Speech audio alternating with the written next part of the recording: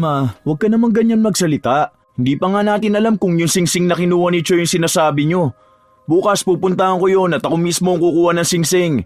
Saka ang pangit pakinggan na may nawawala sa bahay. Ano na lang ang sasabihin ng mga tao makakarinig? Na tayo-tayo na nga lang may isa pang magnanakaw? 4 lang tayo rito oh. Saka imposible naman malilikot ang kamay ng mga bisita natin. Kung hindi mga kaibigan, mga kamag-anak naman. Mamaya kakasalitaan nyo yan, mapaaway pa tayo. Paano kung nailapag nyo kung saan? Kung sa labas nyo naiwala? Saka kung may magnanakaw dito, ano po yun? 3 kami suspect? Hey! Ewan ko! Basta palagi na lang ako nawawala ng gamit. Nakakainis na bahay to. Kahit saan mo ilapag ang gamit, palagi na lang hindi na makikita pag kailangan mo na. Ang sarap pitpitin ng kamay ng magnanakaw na yan. Mahuli-huli ko lang talaga yan. Ako, sinasabi ko sa kanya, matatanggalan siya ng daliri. Paano kung ang pinagkakatiwalaan mong manugang pala ang nagiging dahilan kaya nagkakagulo kayo sa bahay? Noon pa man ay malikot na ang kamay ni Aliyah at hindi siya napagbibintangan dahil mabait siya kung titingnan. Pero ang bawat kasalanan ay may kabayaran. Magagawa niya pa kayang magbago?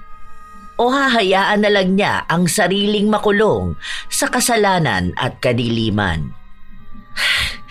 Ang alam ko talaga dito ko yun huling nakita eh. Kailan niyo po ba huling nakita? Kasi po, nung nagpunta po ako rito nung nakaraang linggo, wala naman po akong nakikita dyan. Ano po bang itsura nun? Hindi ko na matandaan kung kailan ko huling nakita. Pero alam ko, hindi ko inalis dito. Infinity sign yun eh. Ang mahal pa naman nun. 24K gold yun. Wala pang 1 taon nang mabili ko yun eh. Baka po nailagay niyo sa ibang lagayan. Tapos hindi niyo lang po maalala. Kasi sabi niyo po na makakalimutin na po kayo, di ba? Hanapin na lang po siguro natin. Nako! Feeling ko talaga nanakaw na yun eh. Nung nakaraan pa naman nagpunta rito yung pinsan ng asawa ko. Adik pa naman yun. Alam mo naman kapag mga ganong klase ng tao, may makita lang na gamit, kukunin na nila. Naku talaga, sa susunod na pupunta yan dito, aawayin ko talaga. Kaya ayoko nagpapapasok ng ibang bisita rito sa bahay eh. Si Mama, napagbintangan na naman si Tita Minda. Hindi naman yun magnanakaw. Baka tama si Aliyah na nakaligtaan mo kung saan mo nilagay. Ganyan nung nakaraan eh. Tapos sinisisi mo yung mga bisita ni Nathan. Tapos diba nakita natin na nasa ilalim ng damitan mo? Kawawa naman yung mga batang napagbintangan. Sus! Kapag adik, magnanakaw yan sila. Wala na kasi silang hiya basta makabatak lang. Siguro po, tita, hanapin na lang natin. Saan pa po ba pwedeng mailagay yun? Sa damitan po kaya? Or sa mga pinagtataguan, like storage box, ganon? Ito po bang buong linggo? Ano po ba ang ginawa nyo? Naglinis ako ng bahay eh. Kasi nagtapon ako ng mga hindi na ginagamit. Baka naman po naitapon nyo. Maliit na alahas po yun. Malamang hindi po ganun kadali na makikita. Hindi ko naman ginalaw rito eh. Doon lang ako sa kwarto. Kahapon ko pa hinahanap, hindi ko makita. Nakakainis naman talaga. Ang mga magnanakaw talaga, hindi pa mapitpit ang mga kamay. Nandyan lang yun, Ma. Imposible naman kasi na may kukuha nun. Sa susunod yan, kapag hindi mo hinahanap, pagpapakita rin yun. Baka naman kasi may duwende rito sa bahay nyo, tita. Tapos po, pinaglalaruan kayo. Naalala ko po nun sa bahay ng tita ko, may mga nawawala rin po silang gamit eh. Tapos, kapag kinausap po nila yung duwende, nakikita rin nila. Yun nga ang sabi ng kaibigan ko. Hindi ko alam. Ang kwento kasi noon sa amin ng tatay, may alaga raw silang duwende rito. Hindi ko alam kung totoo ba yun. Kausapin nyo na lang po. Sabihin nyo na hindi kayo nakikipaglaro, kaya ilabas na niya yung gamit nyo. Ganun po ang ginagawa ng tita ko. Sige nga, at ako'y nai-stress na sa mga nawawalang gamit dito sa bahay. Agad namang naniwala si Annie sa sinabi ng nobya ng anak.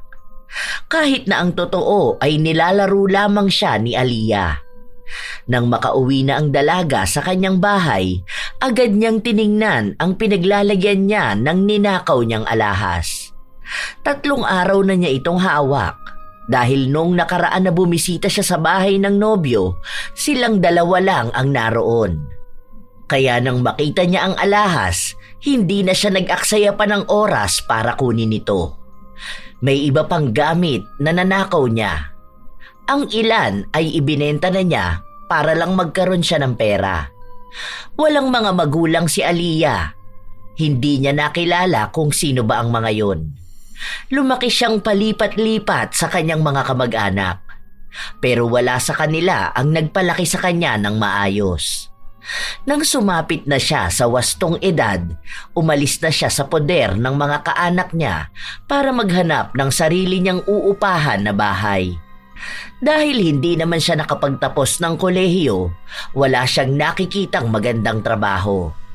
Bata pa lamang si Aliyah, sanay na siyang manguha ng gamit ng iba. Kung saan siya napupuntang bahay, palaging may nawawala. Yun din ang dahilan kaya kung kani-kanino na lang siyang pamilya ipinapasa. Kaya nang makilala niya si Moises at makapunta siya sa bahay na ito, pansin niyang madali lang nakawan ang nobyo. 3 lang sina Moises sa bahay nila.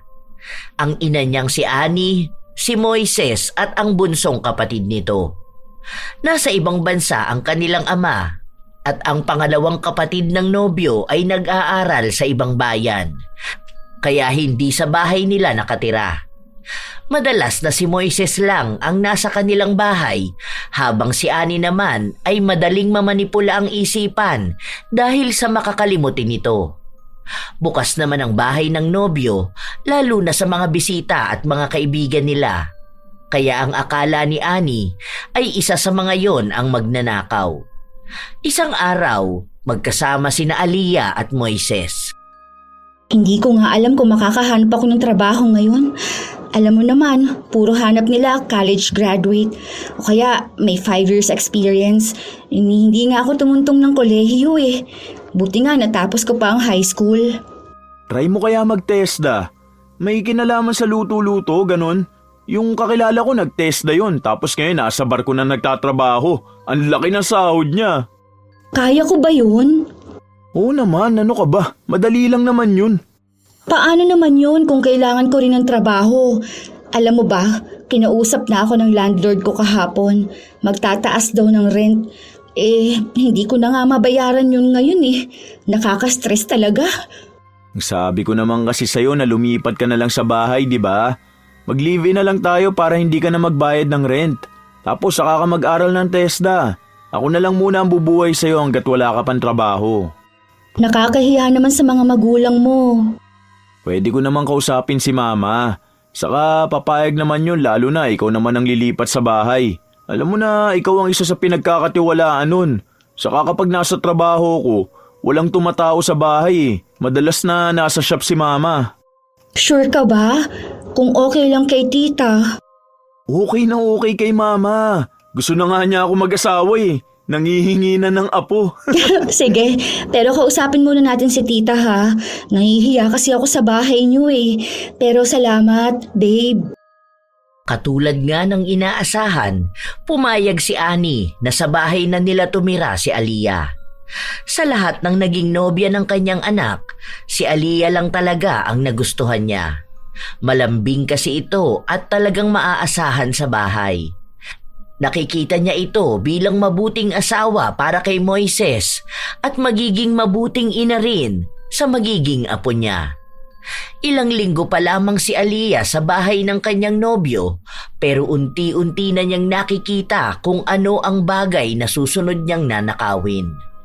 Sa totoo lang, kahit na anong gawin ni Aliyah, hindi niya talaga napipigilan ang kanyang sarili na kunin ang gamit na hindi naman sa kanya. Isang araw, habang naglilinis ang dalaga, umuwi ang bunsong kapatid ni Moises at may kasama itong 2 kaibigan. Be, kukuha lang ako ng merienda nyo. Anong palaman ba ang gusto nyo? Maging sa mga bisita nila, mabait talaga ang dalaga. Pero ang hindi nila alam, kinukuha lang yung dahilan ni Aliyah para sa plano niyang pagnanakaw. Nakita niya kasi ang mamahaling relo na nakalagay lang sa gilid ng TV. Dahil doon nakatambay ang mga kabataan na bisita, magiging palusot niya yon kung sakali man na hanapin ni Annie ang nawawala niyang relo. At tama nga ang kanyang hinala. Kinabukasan, nagising siya dahil panay na naman ang daldal ng ginang. Ay, ano na naman kayang dahilan kaya nagdadadaldal na naman si Mama? Ang aga pa oh. Day off ko ngayon, gusto ko sana matulog pa. Sige na, matulog ka na muna. Ako na lang ang kakausap kay Mama. Lumabas ang dalaga at naabutan niya si Annie na naghahalungkat ng gamit. Inilipat niya rin ang lagayan ng TV. Ma, bakit po? Ano po nangyayari? Kalilinis ko lang po kahapon. Bakit po? May dumi po ba dyan? Hindi ko po kasi nailipat yan eh. Baka po kasi mahulog ko ang TV. Naiinis na naman ako rito sa bahay. Yung relo ko hindi ko makita. Inilapag ko lang dito kahapon eh. Ano ba naman yan? Yung Chanel na relo niyo po? Oo. Nakita mo ba? Nakita ko po kahapon, pero hindi ko na po napansin kung kinuha niyo na po ba. Basta kahapon, nung nagdala ako ng merienda kina Choi, andyan pa yon. May bisita si Choi kahapon? Opo, yung dalawa po niyang kaibigan. Umuwi rin naman po sila bago kayo umuwi. Ay, malamang isa sa mga kaibigan niya ang kumuha nun. Paborito ko pa namang relo yun dahil ang liit lang. Nakakainis naman oh! Nasaan ba yung si Choi? Kinausap ng ginang ang kanyang anak at tinanong kung nakita ba nito ang ginawa ng kanyang mga bisita dahil may nawawala na naman silang gamit. Ipinaliwanag naman ng bata na hindi naman malilikot ang kamay ng kanyang mga kaibigan. Baka raw nailagay na naman niya ito kung saan. Mas mabuti raw na hanapin muna ito bago siya magbintang sa mga taong wala namang ginagawang masama. Pero hindi natigil si Annie sa kanyang pagdadaldal. Pinagalitan niya ang kanyang anak at sinabi na sa susunod kung magdadala siya ng bisita, siguraduhin niya na binabantayan niya ang mga ito dahil maaaring may nakawin sila. Pinipilit naman ni Choi na ipagtanggol ang kanyang mga kaibigan. Dahil sa ingay nila, lumabas na rin si Moises. Nagkakagulo na sila sa loob ng bahay kaya nagpunta sa kusina si Aliyah at doon niya kunwaring nakita ang relo. Tita, ito po ba yung hinahanap ninyo? Ay oo! Saan mo nakita? Doon po sa taas ng microwave. Oh, nakita mo na Ma. Baka dun mo yan nailapag kagabi dahil nagpainit ka ng ulam. Kita nyo na? Inuuna nyo po kasi yung pagbibintang ng tao eh. Kawawa naman yung dalawang bata. Bumisita lang napagbintangan pa magnanakaw. Eh paano? Ang natatandaan ko inilapag ko yun dito malapit sa TV. Kung inilapag nyo yan sa tabi ng TV, paano naman yan mapupunta sa taas ng microwave? Ay, teka po. Naalala ko na. Kasi po kagabi, ang sabi po ninyo, iinitin nyo nga po yung ulam. Tapos, nadumihan po yung kamay nyo. Bago kayo maghugas, hinubad nyo yung relo nyo. Ayun po, baka doon nyo po inilapag. Hindi na matandaan ni Annie ang nangyari kagabi, kaya hindi niya masabi kung tunay ba ang sinasabi ni Aliyah. Pero dahil doon nga natagpuan ng relo, maaaring yun nga ang totoo. Madalas kasi na nakakalimutan ni Annie ang mga nangyayari. Minsan, inilalapag niya ang gamit sa ibang lugar at hindi na niya maalala. Alam na yon ng kanyang mga anak, kaya sa tuwing may hinahanap siyang nawawalang gamit, pinagsasabihan siya ng mga ito. Lalo na at ang hilig niya pang pagbintangan ng ibang tao. At dahil alam yon ni Aliyah, naging parte na ng kanyang plano ang lituhin palalo si Annie para kung sakali man na may mawawalang gamit sa loob ng bahay, hindi siya mapagbibintangan. Isang araw, naiwan sina Annie at Aliyah sa loob ng bahay. Naririnig ng dalaga ang usapan ni Annie at ng kanyang asawa. Nagsabi ang lalaki na magpalagay na lang sila ng CCTV sa loob ng bahay. Nang matapos ang usapan, doon lang nagsalita ang dalaga. Para sa akin lang po, tita. Parang hindi po maganda na magkaroon ng CCTV sa loob ng bahay nyo. Kasi parang wala naman pong privacy ang mga tao. Tapos, tayo-tayo lang naman po ang nasa bahay. Parang ang pangit naman pong tingnan na wala tayong tiwala sa isa't isa. Kasi ako po, sa totoo lang, kahit kailan, hindi ko naisipan na magnakaw. Yung ibinibigay nyo na nga lang po sa akin, nahihiya na nga po ako natanggapin eh. Naaano kasi ako. Alam mo yun, may mga bumibisita kasi rito sa bahay. Siguro po kung may bisita, bantayan na lang din natin sila. Saka po, bibihira lang mangyari yun eh. Madalas po ako lang ang nasa bahay or minsan kami ni Choi. Para lang naman po sa akin. Pero dahil po bahay po niyo ito, kayo pa rin po ang masusunod. Maganda rin po kung tatanungin ninyo mga anak nyo para alam din po nila yung plano nyo. Ano ba sa tingin mo? Masyado na ba talaga ako nagiging makakalimutin? Hindi pa naman ako ganong katanda eh. Yung totoo lang po, tita. Grabe na po ang pagiging makakalimutin nyo. Naalala ko po nung nakaraan, nakalimutan nyo po yung isinalang nyo sa kalan.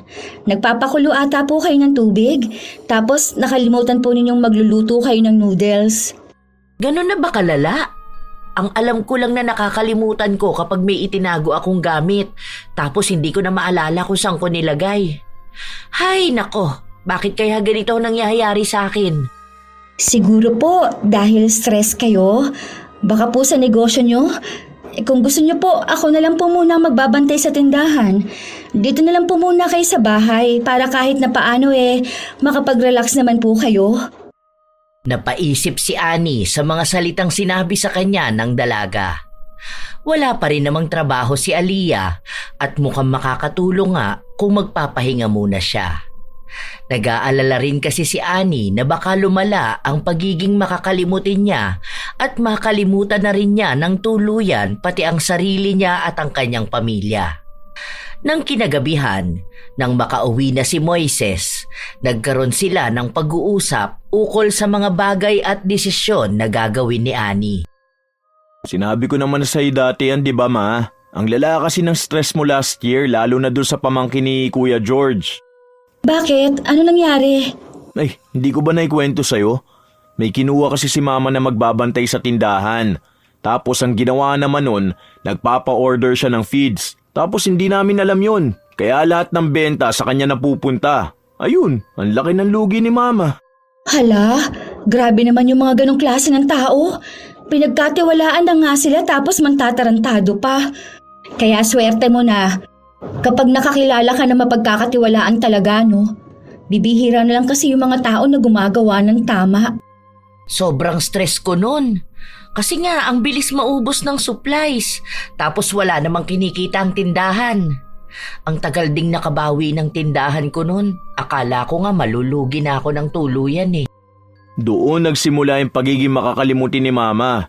Minsan may sasabihin pa yan sa'yo, kunwari may papagawa siya. Tapos makakalimutan niya na yun. Sa sobrang dami niyang iniisip dati. Tapos ang sabi ko sa kanya, magpahinga na nga muna siya kahit na dito na lang siya sa bahay. Or lumabas-labas siya para mag-enjoy. Yun din sinasabi ni Papa eh. Kaso itong si Mama ayaw naman iwan yung tindahan niya. Paano ko naman kasi iiwan ang tindahan ko? Ang tagal ko na yung negosyo, no? Bago pa kami naging mag-asawa ng tatay mo, negosyo ko na yon. Tapos yun din ang tumulong para makapag-aral kayo. Wow, gano'n na po katagal? Oo, ganun katagal na stress. May pinagkakatiwalaan ako noon na nagbabantay ng tindahan ko. Kaso, nung nag-asawa na siya, ayun, sumama na sa ibang bansa. Simula noon, kadalasan na nakukuha ko mga manloloko. Kaya dapat palagi ako nasa tindahan para bantayan sila. Huwag na po kayo mag-alala, tita. Hindi ko po kayo bibiguin kung hahayaan niyo po na akong magbantay sa tindahan. Tama naman po ang mga anak ninyo eh. Dito na lang po kayo sa bahay. Mas makakapagpahinga po kayo.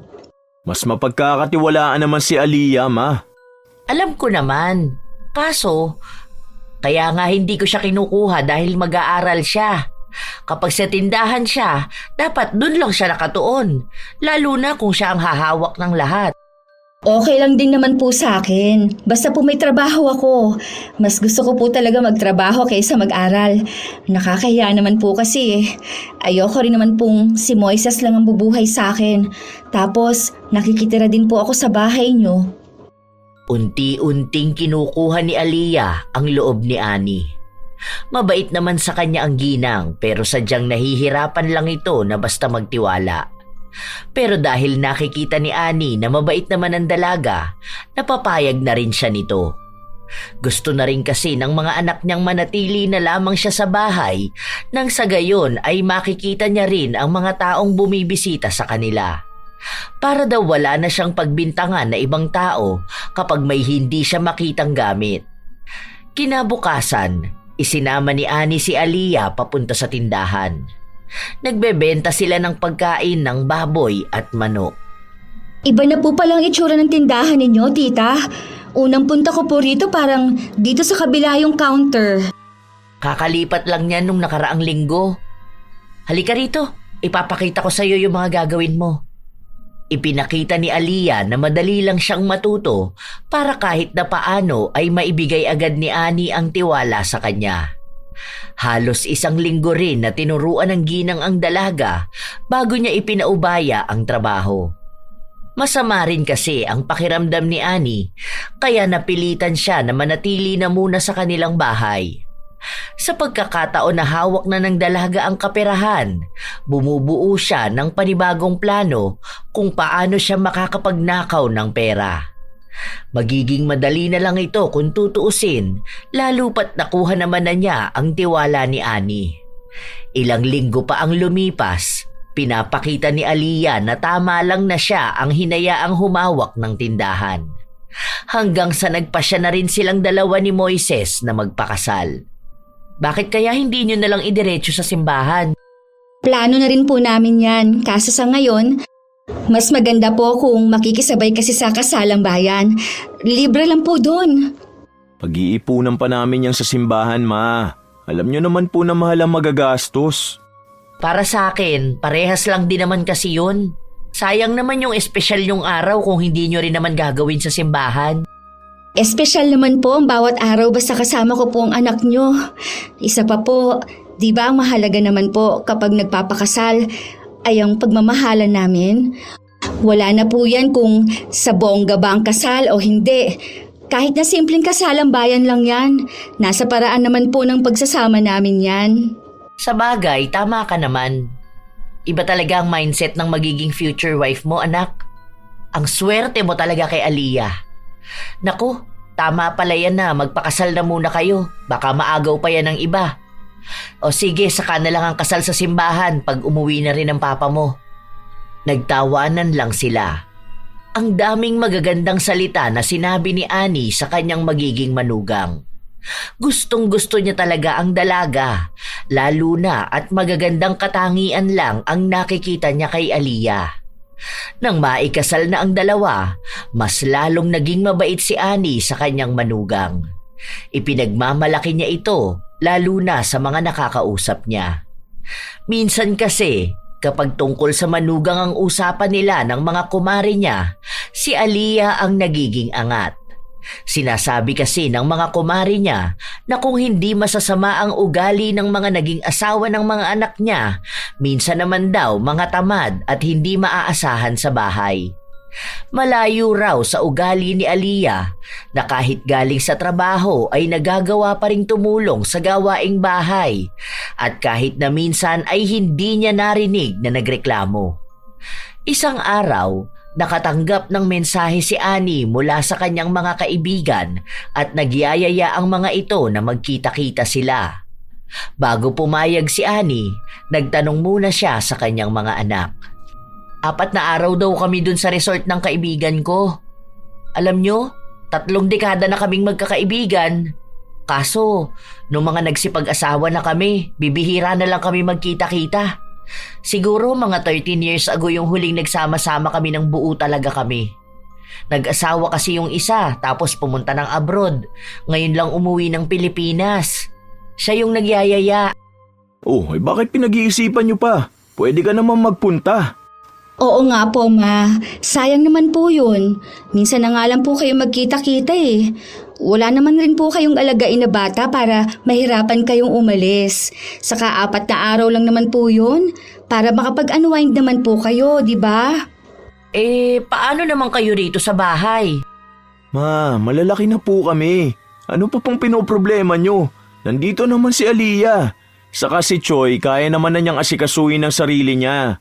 Sige na po, sumama na kayo ron. Tama po si Moises, Ma. Huwag niyo pong intindihin dito sa bahay. Ako na pong bahala. Maaga rin naman po akong nagigising eh. Ako na lang po ang maghahanda ng pagkain para po may baunin din si Choi. Sigurado ka ba? Hindi ba nakakahiya sa'yo?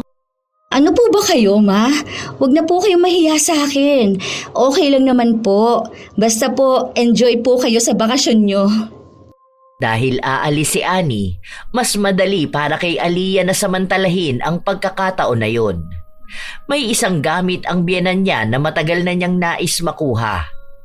Ilang beses na niya itong nakikita sa loob ng kwarto ni Annie pero hindi siya makagalaw lalo pat palagi nang nasa bahay ang ginang. Unang araw na wala si Annie, ang araw na wala ring pasok si Aliyah. Nang siya na lang ang maiwang mag-isa, pasimple siyang pumasok sa loob ng kwarto ng biyenan. Saan niya naman inilagay yun? Nung nakaraan lang dito ko yung nakita eh. Imposible namang dadalhin niya yun. Ay, ayun! Talagang itinago niya pa. Akala niya yata hindi ko itong makikita. Buti naman, nakuha ko rin to. May seller na ako nito eh. Masaya si Aliyah habang itinatago niya sa kanyang bulsa ang pares ng hikaw na kinuha niya. Naglinis muna siya sa buong bahay bago siya nagbihis para umalis. May nakausap na siyang kukuha ng hikaw. Hindi siya ang makikipagkita sa bibili, kundi ipapadaan niya ito sa isang kakilala na pinagkakatiwalaan niya. Bago siya umalis, sakto naman na dumating si Choi. May kasama itong lalaki na may katandaan na at pakilala nito ay tiyuhin ni na Choi. Magandang araw po. Ay pasensya na po kayo pero aalis po muna ako ha. May kailangan lang po akong puntahan. Pero tinawagan ko naman na po ang asawa ko. Sinabi ko po na napadalaw kayo rito. Ikaw na lang muna ang bahala sa kanya, Choi. Ha? Babalik din naman ako. Bibili lang ako ng uulamin natin mamaya. Dito na lang po kayo kumain ha, Tito Bin?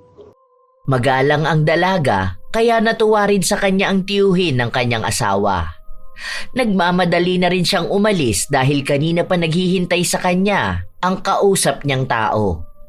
Nang maibigay niya ang hikaw, sinabi niya rito na huwag siyang basta tatawag sa kanya dahil baka si Moises ang makasagot. Inililihim din kasi ni Aliyah na nakikipagtagpo siya sa ibang kaibigan dahil ang alam ng kanyang asawa ay wala siyang ibang kaibigan. Maraming inililihim si Aliyah kay Moises at hindi naman naghihinala sa kanya ang asawa dahil sa galing niyang magtago at magpalusot. Nang makabalik sa bahay si Aliyah, naabutan niya na nakauwi na ang kanyang asawa. Oh, kararating mo lang ba, babe? Oo, tumatawag ako sa'yo kanina para itanong kung nasan ka. Isasabay na sana kita pa uwi. Ay, hindi ko napansin. Naka-silent ata ang cellphone ko. Oo nga, ang dami. Pati pala si Mama tumawag din. Naku, sorry, hindi ko napansin.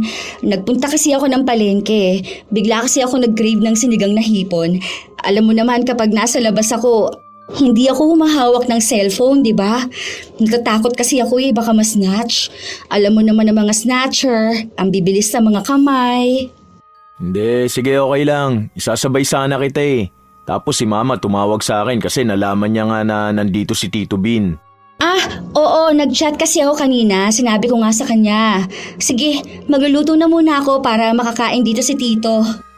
Tulungan na kita. Hindi na, babe. Sige na, makipagkwentuhan ka na lang muna sa tito nyo. Wala sila ni Choi. Pinuntahan yung isa pa naming kamag-anak dun sa kabilang kanto. Ano bang dahilan kaya yun na pabisita? Ngayon ko lang ata siya nakita. Hindi ko pa rin naman nakikita yung iba niyong mga kamag-anak. Ang nakikita ko lang yung mga malalapit lang dito. Hindi kasi masyadong lumalabas ng bahay nila. Yan yung tito ko na sinasabi namin ni Mama na milyonaryo. Ay, totoo ba? Bakit hindi halata? Yung suot niya kasi kanina parang gusot-gusot. Tapos parang may mantsa pa. Ganun lang talaga siya. Minsan nga kapag pumunta ka sa mansyon nila, makikita mo yan, butas-butas ang damit eh. Bihira lang yan nagsusuot ng damit kapag may mga party lang o business meetings. Pinapatakbo nga yan na mayor sa kanila pero ayaw niya maging politiko. Grabe, ang big time naman ng mga kamag-anak niyo. Ay oo naman, lalo na sa father side namin. Lahat talaga silang magkakapatid, mga successful na tao. Kaya pala nagpunta rito si Tito kasi sasabihin niya yung sa kasal ng anak niya. Bali lahat tayo rito, imbitado. Tapos 3 araw free accommodation dun sa hotel sa Makati. Mga kamag-anak namin sa father side ang pupunta. Makikilala mo yung iba. Nakakahiya naman kung sasama ako dun. Maiwan na lang kaya ako rito sa bahay. Anong nakakahiya? Imbitado ka talaga. Pati nga si Tito natutuwa sa'yo eh. Siyempre asawa kita, kaya kung imbitado ang pamilya namin, malamang imbitado ka rin dahil part ka na ng family. Kaso nakakahiya naman sa mga kamag-anak nyo. Ang yayaman nila. Paano kapag tinanong nila ako? Wala man lang akong pamilya. Wala naman silang pakialam dun. Saka mababait yung mga yun. Hindi naman imbitado yung mga mapangmata naming kamag-anak. Basta yung mga kapatid ni Papa, yun talaga mababait silang lahat. Sa totoo lang, hindi naman talaga nahihiya si Aliyah. Isa lang yon sa kanyang rason para hindi masyadong mahalata na gusto niyang sumama. Ilang buwan pa naman bago maganap ang kasalan na yon, kaya hindi na niya muna inisip ang tungkol doon. Ilang araw pa ang lumipas, nagpatuloy si Aliyah na kumuha ng mga gamit ng kanyang biyenan. Ang kinukuha niya ay yung madali lang makaligtaan at hindi masyadong ginagamit ni Annie. Babe, uuwi na bukas si Mama, no? Anong oras? Hindi ko alam eh. Gabi yata, bakit? Pwede kaya ako magpaalam na hindi muna ako papasok? Yung dati ko kasing katrabaho, nag-aaya siya sa akin kung pwede kami magkita. May problema kasi siya eh. Naghiwalay sila ng asawa niya. Kilala mo yun. Naalala mo nung nililigawan mo ko? Nung nandun pa ako sa karinderya nagtatrabaho, naalala mo yung sinasabi mo na may makapal na eyelashes? Oo, yung si Rose? Yung tinatawag niyong rosas na walang bango? Naaalala mo pa pala yun? Oo, siya nga. Kung okay lang din sa'yo na umalis ako? Oo, okay lang naman yun. Wala namang problema sa akin eh. Anong oras ka ba bukas? Ihatid na lang kita. Hanggang anong oras ka ba ron? Pero kung gusto mo, okay lang din naman kung hanggang kinabukasan ka. Susunduin na lang kita, total wala naman akong pasok bukas eh. Samahan mo na lang siya, kawawa rin naman. Naghiwalay ka mo sila ng asawa niya. Labis ang pasasalamat ni Aliyah sa kanyang asawa.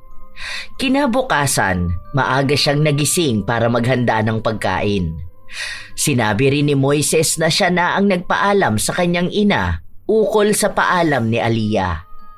Nang makarating na si Aliyah sa bahay ng kanyang kaibigan, hindi na pumasok si Moises. Nagsabi lang ito sa kanyang asawa na tatawagan na lang siya kinabukasan para sunduin siya.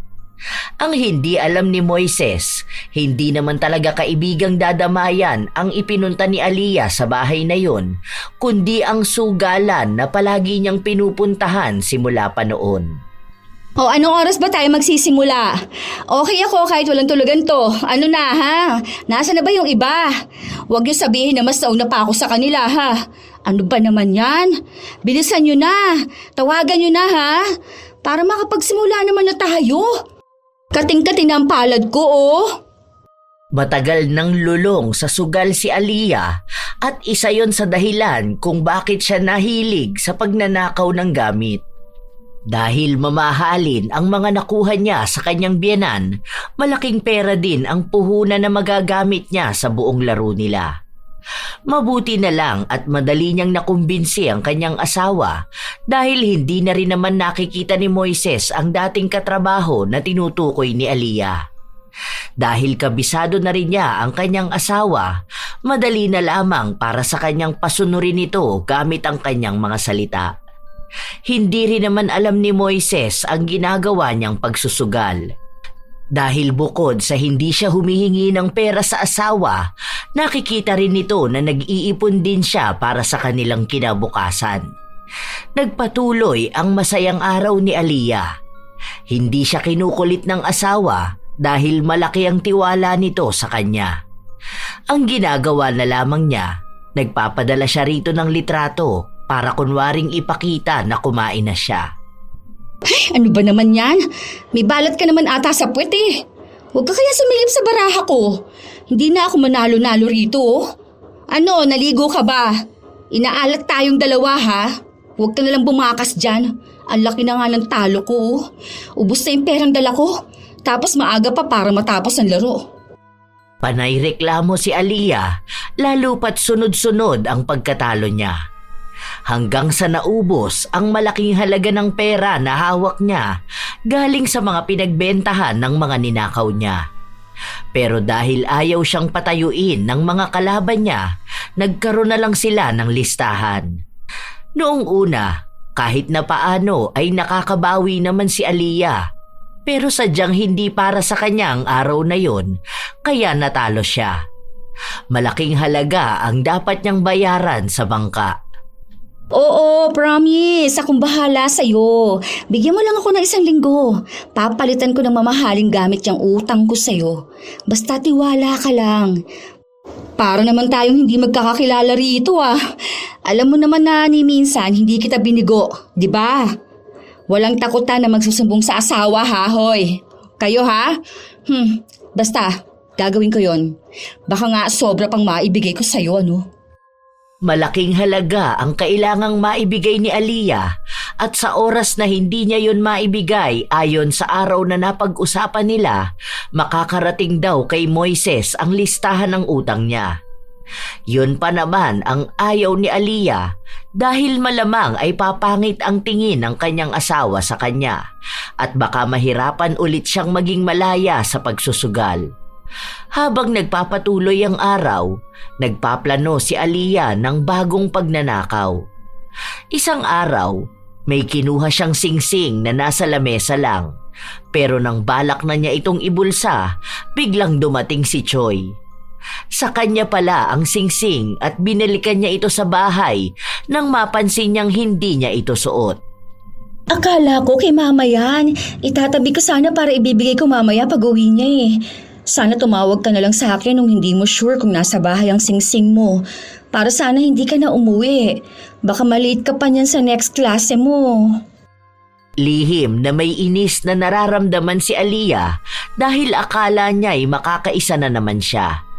Kinukulit pa naman na siya ng pinagkakautangan niya. Nang isang beses na maliligo na si Aliyah, napansin niya na may naiwang singsing sa lagayan ng sabunan. Iyon ang kinuha niya. Nang makakolekta na siya ng 3 gintong alahas, nakipagkita na naman siya sa kakilala niya. Sabihin mo sa kanya sobra pa yan ha. Sa kanya ka nalang kumuha ng porsyento o kaya kung maibebenta mo yan ng mas mahal. Tunay na ginto naman lahat yan eh. Walang nagsusuot ng peke sa bahay na yon. Yung padre de pamilya kasi nila palagi nagpapadala ng alahas. Sige na, saglit lang ako eh. Babalik pa ako ng tindahan. Nagmamadali si Aliyah na umalis. Pagpunta niya ng tindahan, nakita niya roon ang biyenan. Oh, ma, ano pong ginagawa niyo rito? Wala, napadalaw lang. Boring na sa bahay eh. Ah, may kinatagpo lang po ako. May binili po akong damit sa online. Sa susunod, huwag mong basta iiwan ang tindahan ha. Alam mo naman na ikaw lang ang pinagkakatiwalaan ko. Ayoko pa naman nagtitiwala sa kung sino-sino. Kung kailangan mong umalis at medyo matatagalan ka, sabihan mo ko para ako muna ang papalit sa'yo. Bakit po parang stress kayo? Na-stress na naman ako sa bahay. Kanina pa ako hanap ng singsing ko, hindi ko na naman makita. Oh, anong singsing naman po ma? Noong nakaraan may nakita ako sa bahay pero kinuha po ni Choi kasi ang sabi niya sa kanya. Dapat nga po itatabi ko yun eh. Kasi kako, baka mawala na naman kasi nakaligtaan yun na naman. Ang itsura po nun parang ano po siya.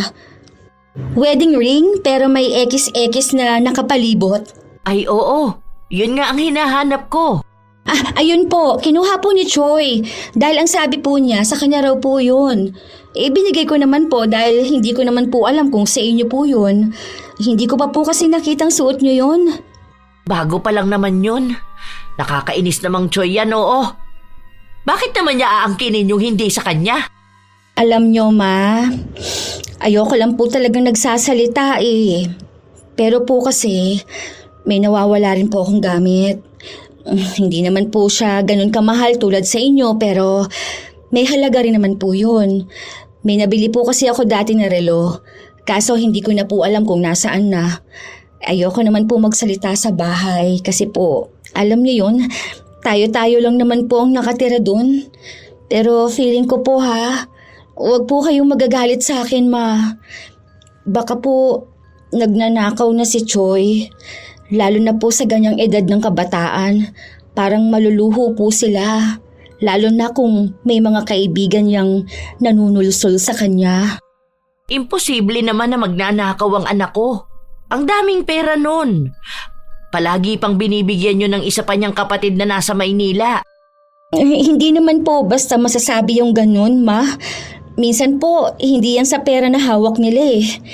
Meron pa naman po na ganun, yung may sakit na pagiging magnanakaw. Parang kahit hindi niya alam o hindi niya sinasadya, nakakapagnakaw siya. Baka po merong ganun si Choi. Ang daming sinabi ni Aliyah na mabilis lumason sa utak ng kanyang biyenan. Nang makauwi sila sa bahay, hinintay muna nilang umuwi ang dalawa bago sila nag-usap-usap. Ang dapat na kalmadong pag-uusap ay nauwi sa galit ni Annie. Pinagpipilitan kasi ng anak niya na hindi siya magnanakaw at kahit na kailan, hindi niya naisipan na kumuha ng gamit ng iba. Sure ka ba, babe, na nakita mo yung kinuha ni Choi? Oo, umuwi pa nga siya para kunin yun.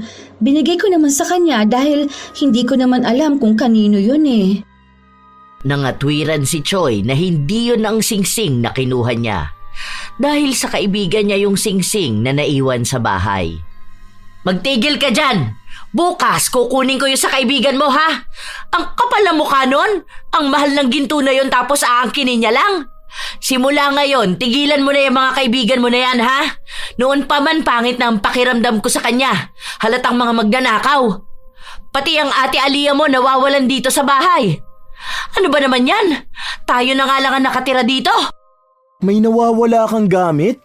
Bakit hindi mo sinasabi? Nahihiya ako magsabi eh. Sino namang pagbibintangan ko?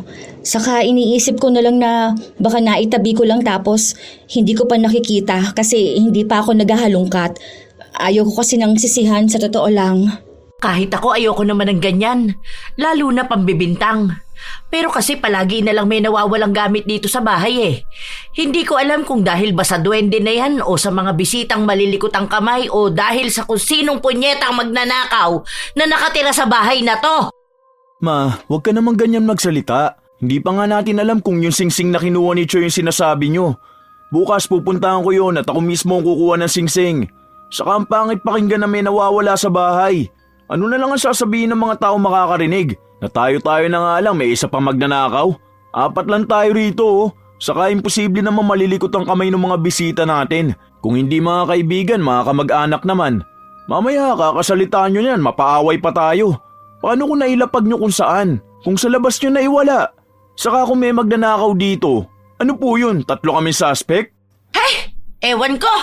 Basta palagi na lang ako nawawala ng gamit. Nakakainis na bahay to. Kahit saan mo ilapag ang gamit, palagi na lang hindi na makikita pag kailangan mo na. Ang sarap pitpitin ng kamay ng magnanakaw na yan. Mahuli-huli ko lang talaga yan. Ako, sinasabi ko sa kanya, matatanggalan siya ng daliri. Sige po ma, tama na yan. Baka mamaya atakayin ka pa sa puso eh. Kanina ka pa nagagalit. Basta wala magnanakaw sa bahay na to. Bukas na bukas, aalamin ko kung talagang sa'yo yung singsing. Kapag hindi, magsorry ka dapat sa mga taong naapektuhan ng mga pambibintang nyo. Kung alam nyo lang po kung gaano kasakit sa damdamin ng mapagbintangan. Kinabukasan nga ay sumama si Moises sa kanyang kapatid para puntahan nila ang tinutukoy ni Choi na kaibigan. Nakita ni Moises na ibang klase ng singsing ang hawak nun. Kaya sinabi niya sa kanyang ina, pero nagmamatigas si Annie na baka pinalitan na lang nung ipapakita sa kanya. Dahil sa mga sunod-sunod na nagiging issue sa nawawalang gamit, tila ba nagkaroon na ng lamat ang kanilang pamilya. Hindi na masyadong nakikisama sa kanila si Choi o hindi ito nananatili sa bahay nila kapag walang ibang tao dahil katwiran niya na baka may mawala na naman at siya ang mapagbintangan. Hanggang sa dumating na ang araw ng kasal na pupuntahan nilang pamilya. Sana naman walang mawala doon, no? Nakakahiya naman at mga kamag-anak pa ang makakasama natin. Mayayaman pa ang mga yun. Ma, wala namang mawawala doon. Ano po ba naman yan? Ang ganda na nga ng mood nating lahat eh. Paalis na nga po tayo, ganyan pa kayo magsalita. Pinapaalala ko lang dahil nakakahiya naman yun. Lalo na sa tatay nyo kung magkakaroon ng issue tungkol sa mga nakawan na ganyan. Oy Choy, umayos ka ha? Hindi na kumibo ang bata. Tumango lang siya. Halata na hindi siya masayang sasama. Kung may iba lang sana siyang pagpipilian, lalayo siya sa kanyang pamilya. Nang makarating sila ng hotel, naroon na ang ilan nilang mga kamag-anak. Nagkaroon ng pag-uusap, kumustahan at ang pagpapakilala kay Aliyah. Ay, hello po. Kayo po pala yung kinukwento nila na negosyante. Ito ang manugang ko. Nako, napakabait nito. Responsable pa tong asawa. Tapos kahit na hindi mo utusan sa bahay, kusang kumikilos. Minsan nga pinagsasabihan ko na at baka hindi ako agad magkaapo dahil palaging pagod at nakatuon lang sa trabaho. Biro lang. Pero totoong napakabait nitong manugang ko. Talagang maaasahan sa lahat. Ngumingiti lang si Aliyah sa mga sinasabi ng kanyang biyenan. Mabilis namang nakasundo ni Aliyah ang mga kamag-anak ng kanyang asawa. Kahit na kanino siya matapat, palagi niyang nadadala sa usapan. Hanggang sa bago sila umuwi, may nagsabing nawawala ang kanyang pitaka. Dahil sa nangyari, hindi muna sila nakalabas. Sinubukan muna silang kausapin isa-isa. Ito na nga ba ang sinasabi ko? Huwag ka naman muna mambintang, ma. Mamaya hindi naman pala sure na nawawala yung wallet niya. Kita mo naman ang bitbit nilang maleta, dalawang malaki. Paano kung naipit lang pala nila ron? Hala, wait lang. Yung relo ko hindi ko na makita. Inilagay ko lang yun sa bag ko eh. Tapos inilapag ko sa upuan kanina. Nawawalan ka rin ng gamit? Hindi mo ba nailagay sa maleta natin? Hindi ah. Kasi bago tayo lumabas kanina, nakaayos na yung maleta eh. Inilapag ko yung bag ko nung lumapit ako dun sa tita niyong isa. Nawawala na rito oh. Bigay mo pa naman sa akin yun. Nakikisabay lang si Aliyah sa usap-usapan ng nawawalang gamit. Dahil ang totoo, wala naman siyang dinalang relo at ang tinutukoy niya ay naisama na niya sa naipusta niya sa sugalan. Pero ang totoong nawawalan ay yung isang kamag-anak nila. Napulot ni Aliyah ang pitaka nung nahulog ito sa banyo. Kinuha niya lang ang pera pero iniwan niya ang pitaka sa loob ng inidoro. Nang makita ang pitaka, wala na ang pera. Dahil doon ay nagkalabasan ng sama ng loob. Dapat ay masaya lang ang araw nilang yon dahil naghahanda na rin silang umuwi sa kani-kanilang bahay pero nagkaroon pa ng ganong senaryo. Kung sino-sino na ang sinisi. Kung ano-anong masasakit na salita na ang lumabas. Habang ang tunay na salarin ay nakikilabas ng inis dahil sa peke niyang nawawalang gamit. Hanggang sa ilang araw na ang nakalipas, patuloy pa ring nagbabangayan ang magpapamilya, lalo na sa social media. Parang tanga naman tong mga to. Talagang nagpaparinigan pa. Mga gunggong. Ang yayaman nyo nga. Ang bobobo nyo naman. Ay, ano ba naman yan? Napunta sa pera ang mga utak. Ay, bahala kayo sa buhay nyo. Basta ako, may pera akong pangsugal. Pero kulang pa to. Nasaan kaya yung bagong bigay ni Relo kay Annie? Para may reserba lang ako kapag natalo ako sa sugal. 3 araw na mananatili sa bahay si Aliyah dahil gusto ni Annie na siya na muna ang magbabantay ng tindahan.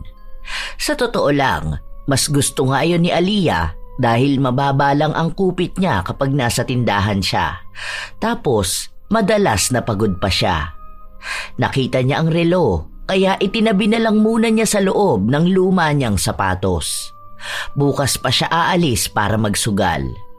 Nang kinagabihan, hinahanap na naman ni Annie ang relo niya pero hindi niya makita kahit na anong gawin niya.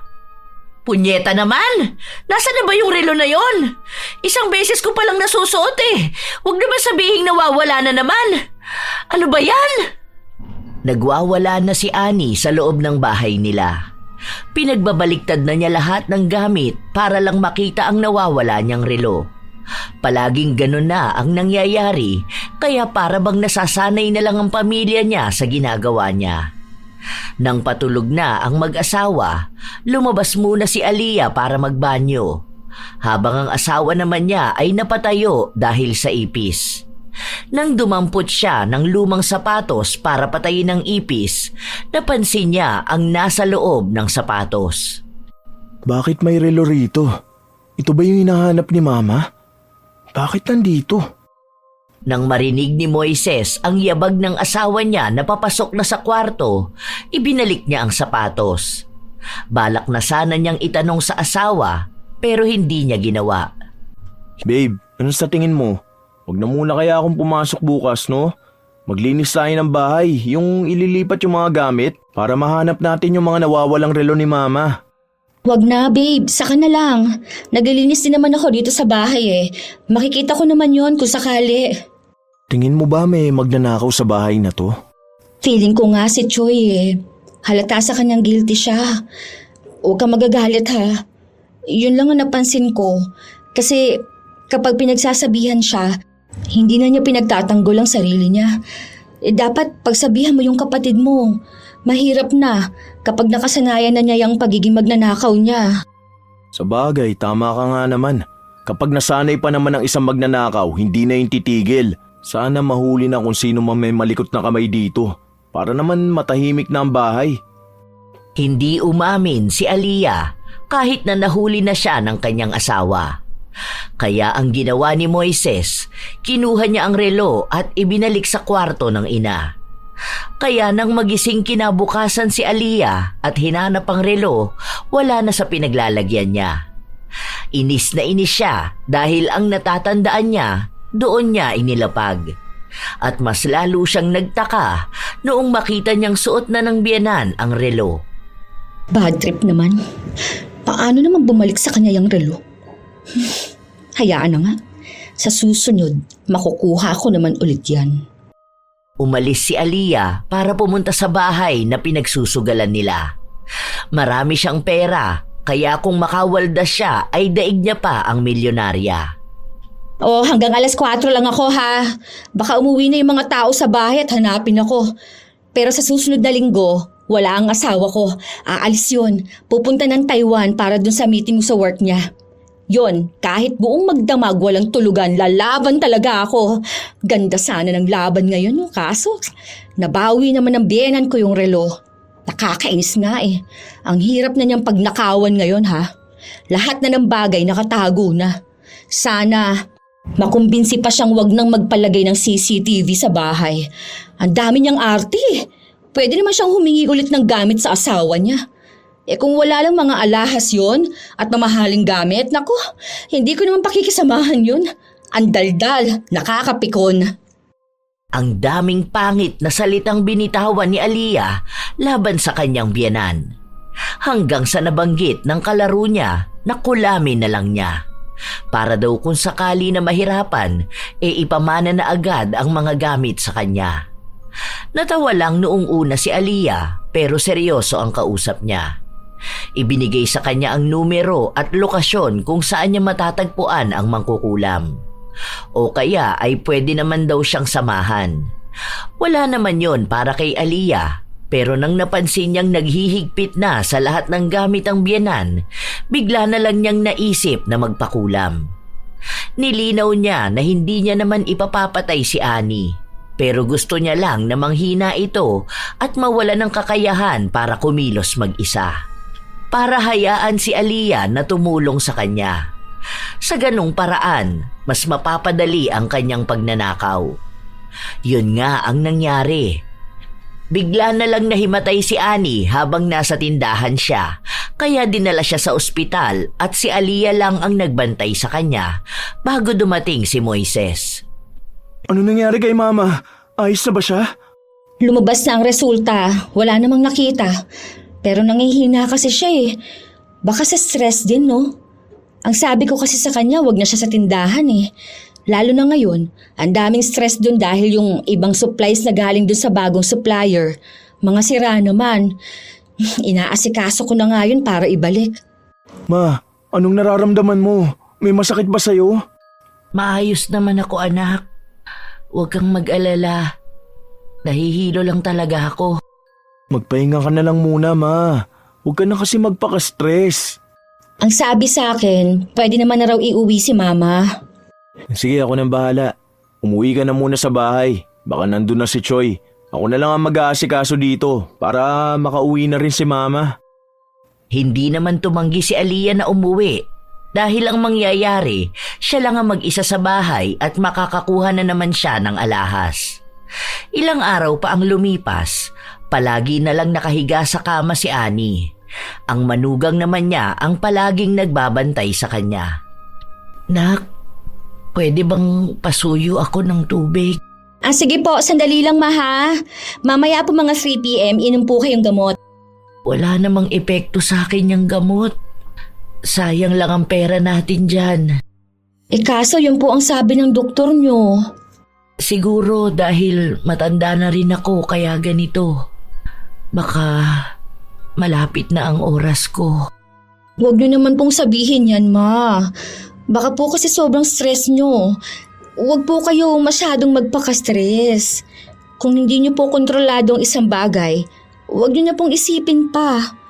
Kunwari, may nawawala kayong gamit. Hayaan nyo na lang po. Kung makikita nyo naman po, di makikita. Kung hindi, ganun po talaga yun. Paano? Mahahalaga sa akin ang lahat ng gamit ko. Mas mahalaga naman po ang buhay ninyo. Dalang-dala naman si Annie sa mga mabubulaklak na salita ng kanyang manugang. Dahil nanghihina na siya at hindi na makagalaw ng walang tulong ng iba, si Aliyah na ang nagpresenta na alagaan siya. Habang inaasikaso niya ang biyenan, pasimple naman itong nagnanakaw ng mga alahas at minsan pa ay pera. Marami pa naman nun si Annie dahil wala siyang bangko. Ang libo-libo niyang pera ay nakalagay lang sa kanyang damitan. Pasimple at pautik-utik lang ang kuha ni Aliyah para hindi mahalata kung may malaking pera na nawawala. Isang araw, habang natutulog si Annie, lumabas si Aliyah para magsugal. Oh, show money Kasi simula pa lang natin gusto niyo na kaagad magpalista. Tingnan niyo ako, ang daming pera. May mga alahas pang maipupusta. Game na! Nasa kasarapan sila ng paglalaro nang may sumugod sa kanila at itinaob ang lamesa. Buwisit naman Ang ganda na ng baraha ko! Babe, anong ginagawa mo rito? Dito mo pala dinadala yung mga ninanakaw mo? Kaya naman pala ayaw mo kung papasukin dito sa bahay ng kaibigan mo dahil hindi naman pala to basta bahay lang. Pasugalan to! Hindi. Ano lang to? Katuwaan lang. Wala to, babe. Ano palang ginagawa mo rito? Bakit ka umuwi ng umaaga? Katuwaan? Pero ang kakapal niya mga perang nasa harapan nyo. Ito ano to? Parang alahas to ni Mama.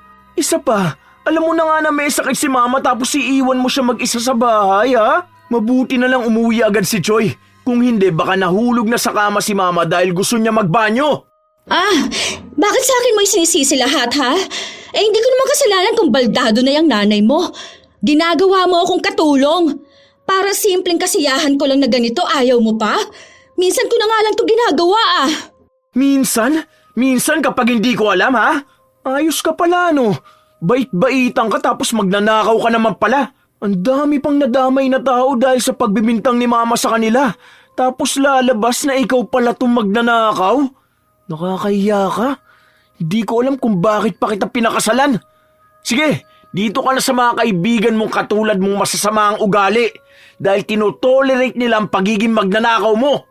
Magkaiba magnanakaw sa sinungaling pero ikaw pinagsama mo pa. Hindi natapos ang bangayan ng mag-asawa hanggang sa nakauwi silang dalawa. Pinaghahagis din ni Moises ang gamit ng kanyang asawa. Ano bang nangyayari sa inyong dalawa? Bakit ba kayo nag-aaway? Hindi ko naman alam na gising pala si Mama eh. Gusto ko lang naman sana lumabas at magpahangin. Tapos magagalit ka na sa akin. Gusto mo pang makipaghiwalay? Alam mo naman na ikaw lang ang maaasahan ko. Ang maaasahan namin ang anak ko. Tigilan mo na ako sa mga drama mong ganyan. Akala mo ba hindi ko nahahalata, ha? Ano bang sinasabi mo? Hindi ko naman maintindihan eh. Masama na bang magpahinga ako, ha? Tao ako, napapagod ako. Lalo na, buntis ako. Tigilan mo ako sa mga ganyan. Huwag mong hintayin na makapagsalita ako rito dahil malalaman nila ang mga kalukuhang ginagawa mo. Nakakahiya ka? Nagsisisi na akong ikaw ang pinakasalan ko. Sana pala maski nilalab pa kita lalo para hindi ganitong gulong dinala mo sa pamilya ko. Ma, kausapin niyo naman po si Moises. Hindi ko naman po alam ang dahilan kung bakit siya nagagalit sa akin. Wala naman po akong ibang ginawa eh. Kulang pa po ba itong ginagawa ko sa pamilya natin? Sige po, kung matitiis ninyo, nasa kalsada na lang ako titira. Habang pinagbubuntis ko itong apo ninyo, ayos lang po. Siguro po, kakayanin ko na lang ang mabuhay mag-isa.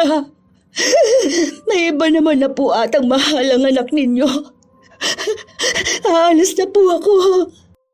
Nilalaro na naman ni Aliyah ang biyenan gamit ang kanyang mga luha. Awang-awa naman sa kanya si Annie, lalo pat nababaitan sa kanya ito.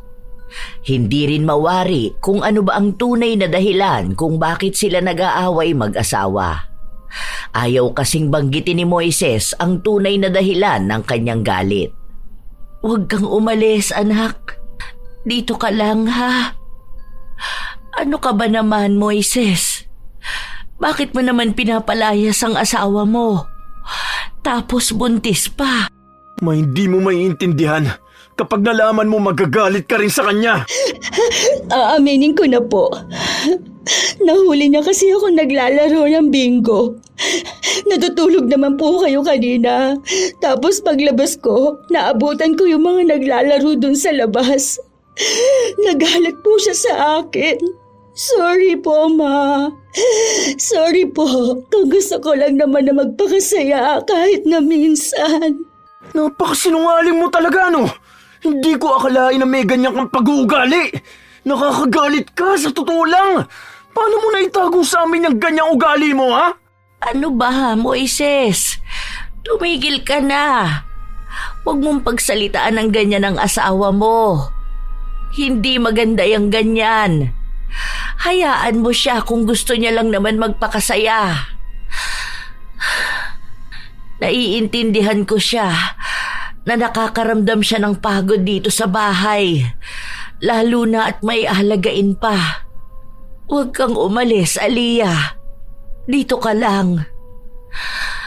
Ayusin niyo yan. Hindi yung maliit na bagay lang sa pagsasama niyo. Hiwalayan na agad ang naiisip na solusyon. Nanginginig na sa galit si Moises dahil siya pa ang nagmumukhang masama, na para bang siya pa ang walang kwentang asawa. Hindi umalis si Aliyah dahil siya pa ang kinampihan ng biyenan. Nang dalawa na lang silang magkasama ng kanyang asawa, doon na bumalik ang tunay niyang ugali. Saan ka pupunta? Wala kang pakialam. Paanong walang pakialam? Asawa mo ako? Hindi na kita asawa. Siguro sa papel na lang. Pero hayaan mo, sa susunod wala ka na rin pangahawakan na ganun. Wala pa lang ako maibigay na ebidensya para mapabilis ang paghihiwalay natin. Ang galing mo magtago. Ang galing mo magpanggap. Pasalamat ka, hindi ko masabi kay mama na ikaw yung magnanakaw sa bahay dahil baka mapahamak pa siya. Baka sa sobrang sama ng loob niya atakihin pa. At kapag nangyari yun, mas lalo lang kitang hindi mapapatawad. May paiyak-iyak ka pang nalalaman, tapos magpapanggap ka pang buntis. Dahil pinapalayas mo ko. Isa pa, wala namang masama sa ginagawa ko. Gusto ko lang naman talagang maging masaya. Masaya ka kapag may ninanakaw ka? Kapag may nababaliw na kakahanap ng gamit na nawawala? Hindi ko alam kung bakit hindi man lang kita pinaghinalaan. Siguro dahil nadadala rin ako sa pagpapaawa mo. Ngayon hindi ko na alam kung totoo bang mahal mo ako o nadala ka na lang din yung pagiging magaling mo magpanggap. Mahalaga pa ba kung mahal kita? Hindi pa ba sapat na may asawa ka? Na may kinikilala mga magulang mong misis mo, ha? Ikaw ang unang lumapit sa akin, di ba? Hindi ko naman siguro kasalanan na niligawan mo ko. So ibig sabihin wala lang talaga sa'yo to? Itong pagsasama natin? Bakit ka pa nagpakasal sa akin? Dahil gusto mo. Isa pa, gusto ko rin naman ata. Hindi naman mahalaga yun eh. Ang gusto mo lang naman magkaroon ng isang pamilya. Ngayon naiintindihan ko na kung bakit hindi ka mahal ng mga kamag-anak mo. Dahil kung nalaman ko na ganyan ka, hindi rin kita mamahalin. Alam mo, hindi ko matanggap na nalinlang mo ko eh. Kami ng pamilya ko. Pati mga kamag-anak ko nagkagulo na dahil sa'yo. Sapat na siguro yung mga nalaman ko para tanggapin na walang magbabago sa pagmamahala na to. Dahil wala naman talagang pagmamahal na namamagitan sa atin. Masakit ang katotohanan na yon para kay Moises. Ang babaeng mahal niya, walang pagpapahalaga sa pag-ibig. Gustong-gusto na niyang palayasin si Aliyah pero hindi niya magawa dahil nakikiusap ang kanyang ina. Kung may lakas lang sana si Annie, sasabihin ni Moises ang lahat.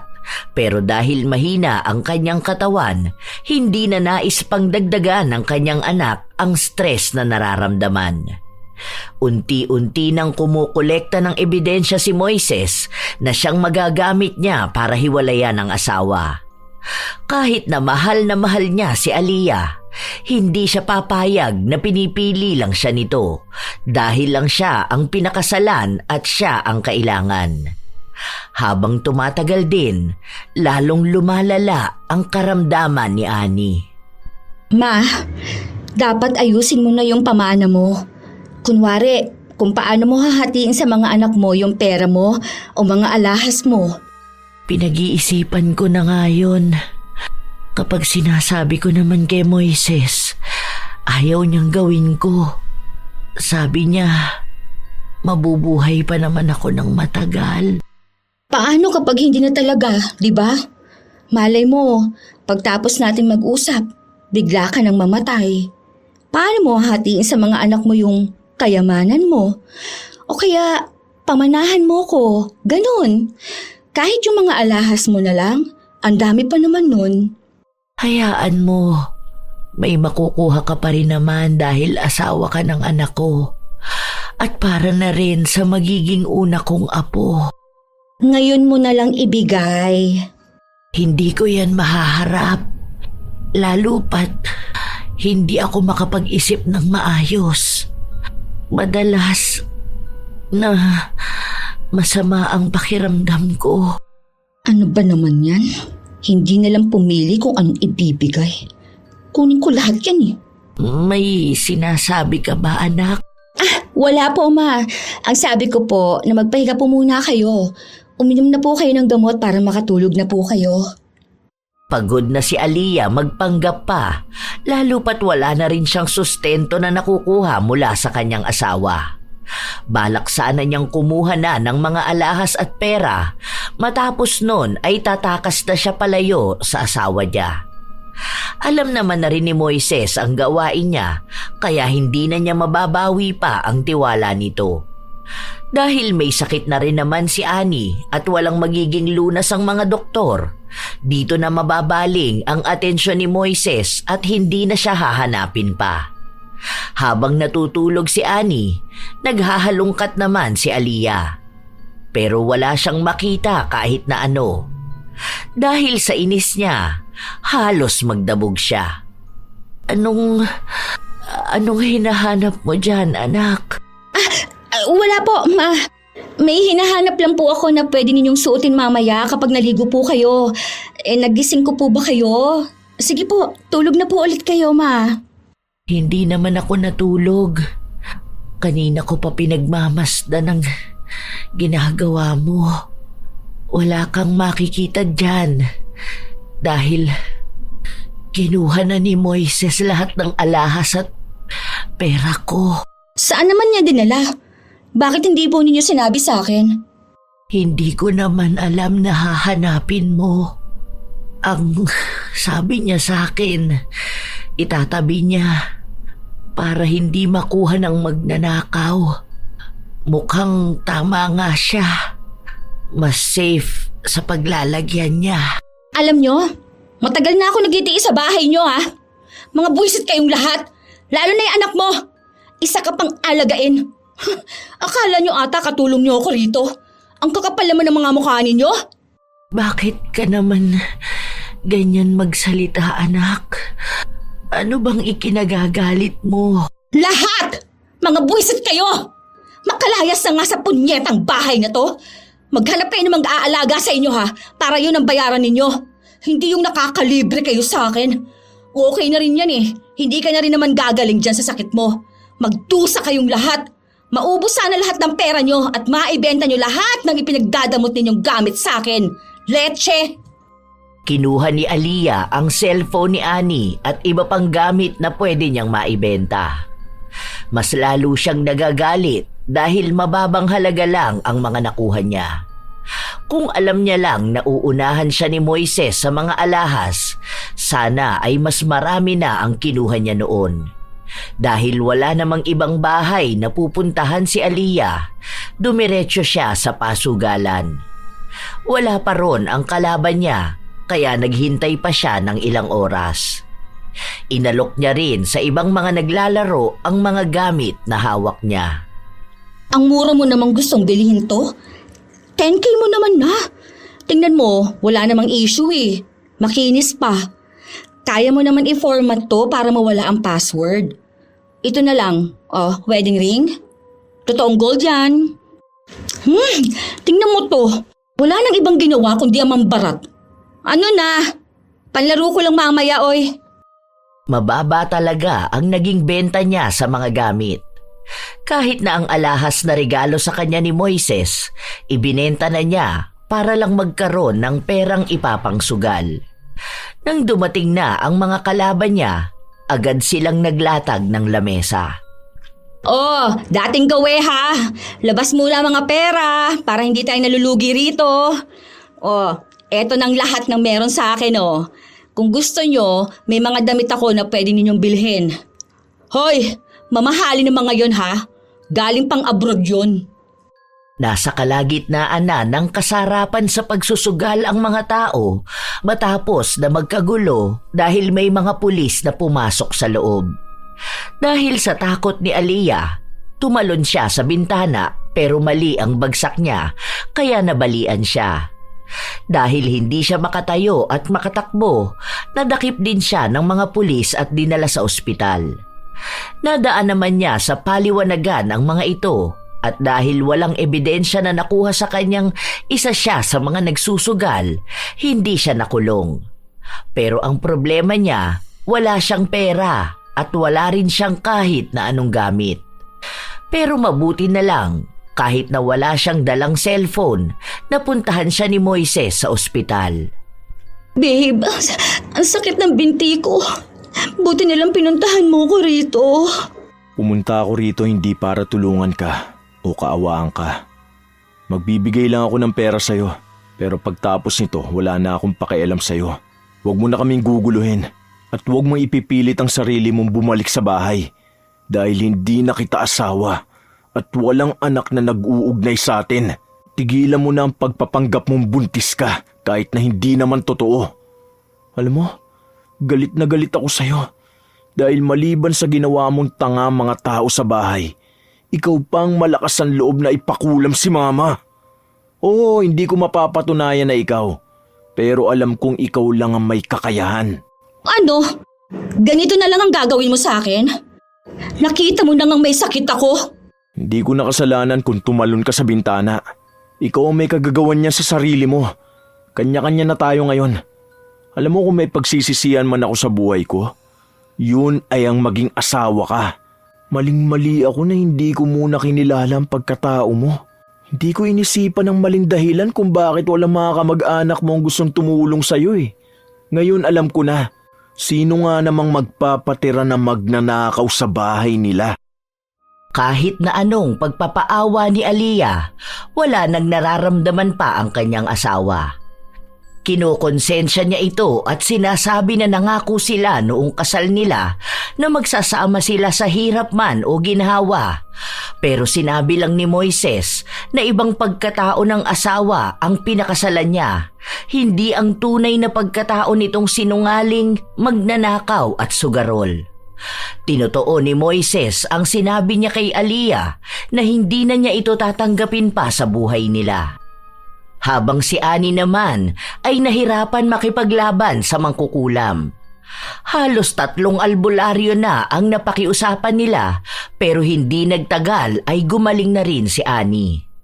Simula nang mangyari yun, nahirapan na talaga siyang magtiwala dahil kahit pala ang mabuting tao na kaharap niya ay may itinatago palang sikreto. Ilang taon pa ang lumipas, napawalang bisa na ang kasal ni na Moises at Aliyah habang si Moises naman ay nagkaroon ng bagong kasintahan. Magkaiba ng ugali kay Aliyah. Ang bagong kasintahan ni Moises ay galing sa isang matinong pamilya at alam niyang hindi nagtatago ng tunay na ugali. Mabait din ito sa kanyang ina at sa pamilya. Habang nagpapatuloy na maging maganda ang buhay ng pamilya ni Ani, siya namang patuloy na pagbagsak ni Aliyah. Hindi pa rin niya naaalis ang pagiging malikot ang kamay. Sa kasalukuyan ay nakakulong si Aliyah matapos niyang pagnakawan ang isang kumpanyang pinapasukan niya. Wala na rin siyang naging balita sa dati niyang asawa at tuluyan na nga siyang kinalimutan ni Moises at ng pamilya nito. Minsan, ang mga taong magnanakaw ay nagtatago sa isang magandang imahe para hindi mapaghalataan ang masasama nilang ginagawa. Marahil ang pagiging malikot ang kamay ay hindi lang basta gawain. Nagiging sakit na rin ito ng isang tao na kahit na anong gawin ay hindi na nila magawa pang talikuran. Minsan, ang kasalanan ay maitatago pang pansamantala. Pero darating ang araw na ang tunay na mukha at pakay ay lilitaw. Ang pagnanakaw at pagsusugal ay hindi lamang nakakasira ng kabuhayan, kundi pati ng relasyon at pagkatao. Ang taong magnanakaw at sugarol ay alipin ng sarili niyang kasakiman. At ang alipin, kahit magkunwari ng kalayaan, ay nananatiling bilanggo ng sariling kasalanan. May mga tao talagang kahit maging mabuti ka sa kanila, gagawa pa rin ang ikasisira mo. Kaya may mga taong nahihirapan magtiwala dahil sa mga magnanakaw na mapagpanggap. Naway may natutunan kayo sa ating bagong kwento ngayon. Mga apo, ibahagi nyo naman ang inyong mga opinyon ukol sa ating kwento at ibahagi nyo rin kung kayo'y may kakilalang katulad ni Aliyah na isang magnanakaw. Shout out sa ilan sa mga masusugid na tagapakinig ng mga istorya ni Lola Telang.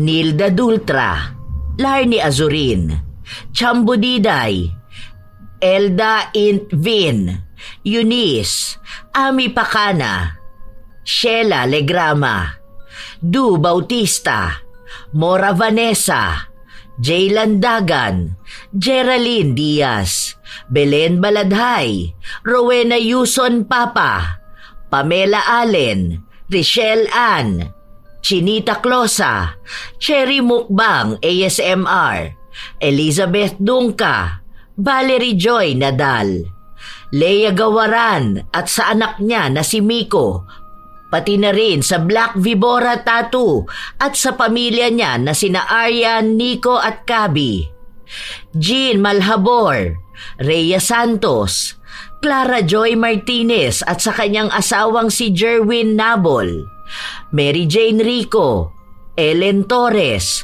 Giovanni Alabado.